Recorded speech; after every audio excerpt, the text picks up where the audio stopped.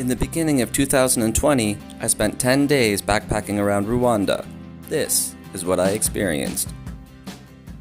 Good morning, everyone. We are now in the capital of Rwanda called Kigali. I arrived this morning at 1:30 and this really amazing local lady just saw me waiting for my bags and she's like, "Oh, where are you going?" And I told her the hostel that I was going to. She's like, "Oh yeah, I can give you a drive." So I just got to drive to the hostel with a very generous local lady, and so... This is Kigali, capital of Rwanda. I spent no time filming in Kigali and instead took the time to hang out with some awesome locals and travelers. However, we did go on a safari together, which we will show at the end of the video.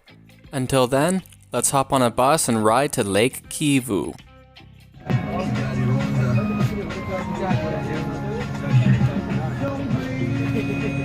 Rwanda is one of the most improved countries from the past 25 to 30 years.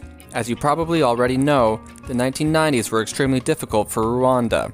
The country was plagued in civil war and suffered a mass genocide in 1994. The minority Tutsi ethnic group were the victims of the genocide, where somewhere between 500,000 to 1 million of them were killed.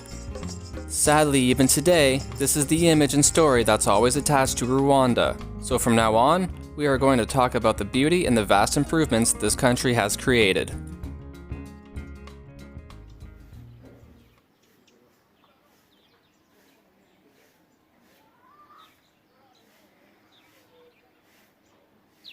Good morning, everyone, from a town called Gisenyi, I believe.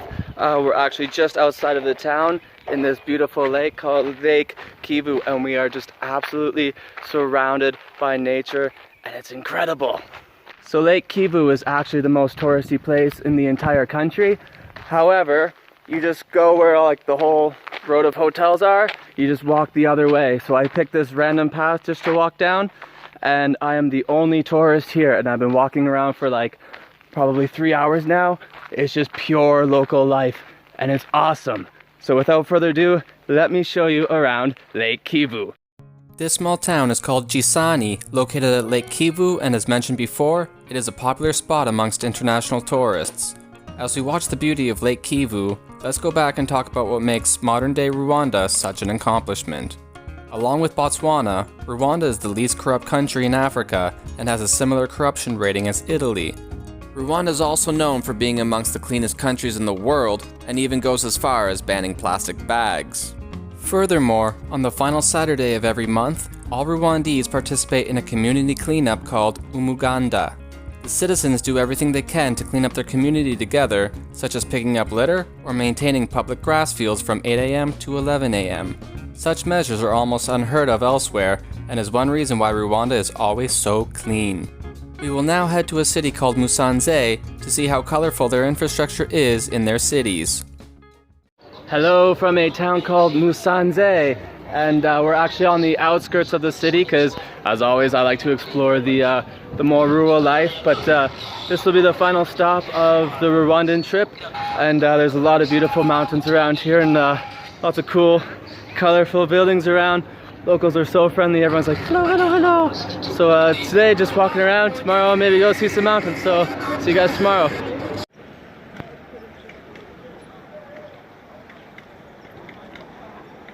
This is Musanze, a small city of 86,000 people. Musanze is a good example to show how well Rwanda's roads and infrastructure are, especially when compared to other countries in the region. I should also note that Rwanda is largely considered to be one of the, if not the most safe country in all of Africa.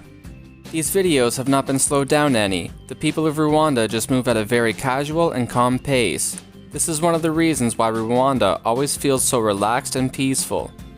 About an hour away from Musanze city lies Lake Ruhondo, where we head to next.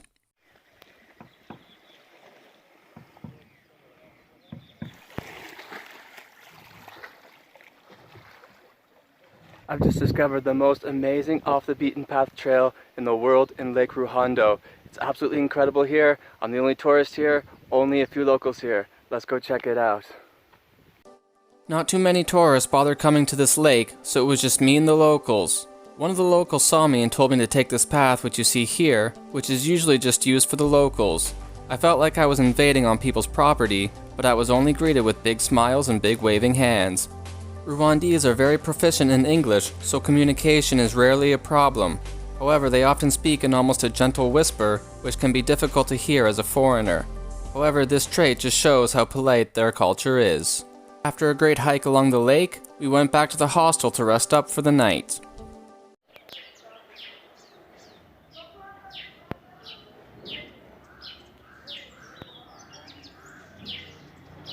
The next day we found a shared taxi to the border of Uganda, where we would leave Rwanda.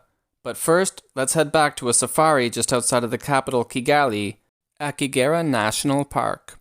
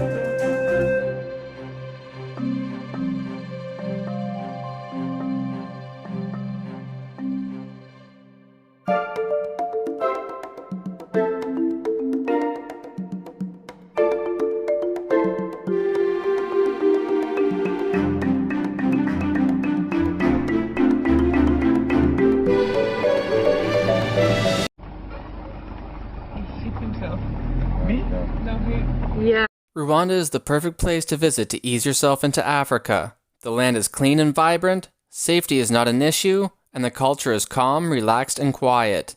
If you ever plan on taking an enjoyable trip to Africa, why not make it Rwanda?